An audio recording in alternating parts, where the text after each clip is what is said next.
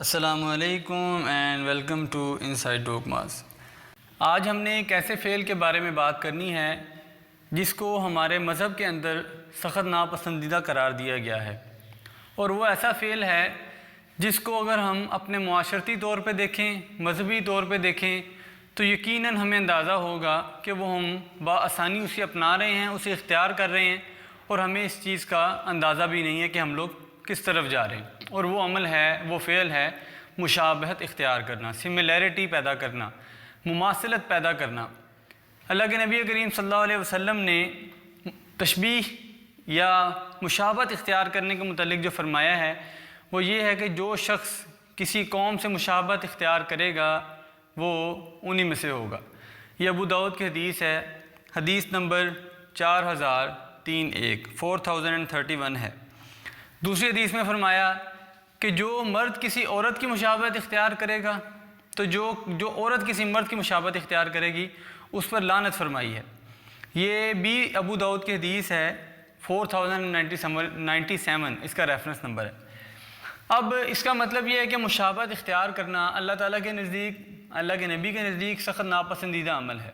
سب سے پہلے ہم محرم الحرام چل رہا ہے، اس کے حوالے سے دیکھ لیتے ہیں کہ ہم مذہبی طور پر کس طرح کسی کی مشابہت اختیار کرتے ہیں۔ پچھلی ویڈیوز میں بات کر چکا ہوں بدعت کے موضوع پہ بھی کہ ہم لوگ نہ چاہتے ہوئے بھی اسلام کے نام پہ نئی نئی ایجادات کر کے ان کو نیکی کا کام سمجھ کر وہ کام کر رہے ہیں، اور ایک مخصوص گروہ بن چکا ہے جو کہ غلط عقائد کی وجہ سے یہ سارے کام کرنے پہ ناسمجھی کی وجہ سے مجبور ہے۔ اور کئی ایسے لوگ ہیں جن کا عقیدہ تو ٹھیک ہے لیکن وہ صرف اور صرف ان کا ساتھ دینے کی وجہ سے، ان کے ساتھ اپنائیت کا اظہار کرنے کی وجہ سے وہ کام کرنے کی طرف مجبوراً جاتے ہیں اور وہ انہی قوم کی مشابہت اختیار کرتے ہیں۔ جیسے محرم الحرام میں اب دیکھتے ہیں کہ طرح طرح کے کھانے تقسیم کیے جاتے ہیں، پانی کی سبیلیں لگائی جاتی ہیں،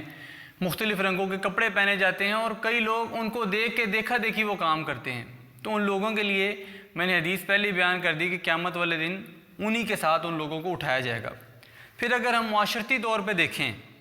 تو ہمارے معاشرے کے اندر انگریز کی، انڈین لوگوں کی، یہود کی بہت زیادہ مماثلت اختیار کی جاتی ہے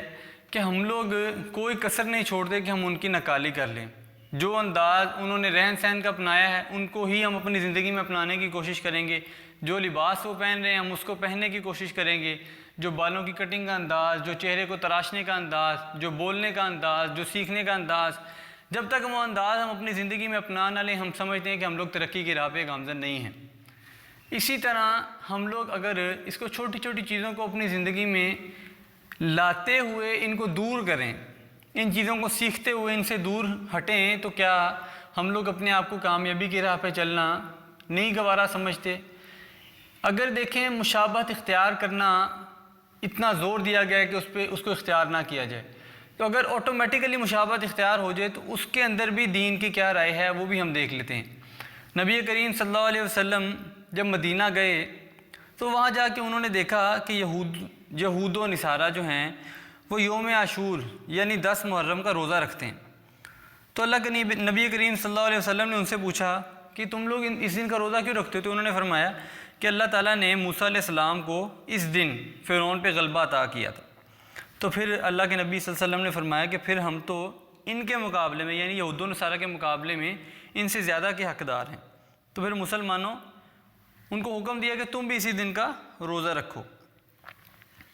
اب یہاں پہ مسلمانوں نے کہا کہ اب وہ 10 محرم کا روزہ وہ بھی رکھ رہے ہیں تو ہم بھی رکھ رہے ہیں، تو یہ مشابہت اپنے آپ ہو رہی ہے، پیدا ہو رہی ہے۔ تو انہوں نے اللہ کے نبی سے کہا، تو اللہ کے نبی نے فرمایا کہ اگر اللہ تعالیٰ نے زندگی دی تو اگلے سال ہم لوگ ایک روزہ اضافی رکھیں گے، یعنی 9 محرم کا بھی روزہ ساتھ ملا کے رکھیں گے۔ اب یہاں پہ جو بات کرنے کا مقصد ہے وہ یہ ہے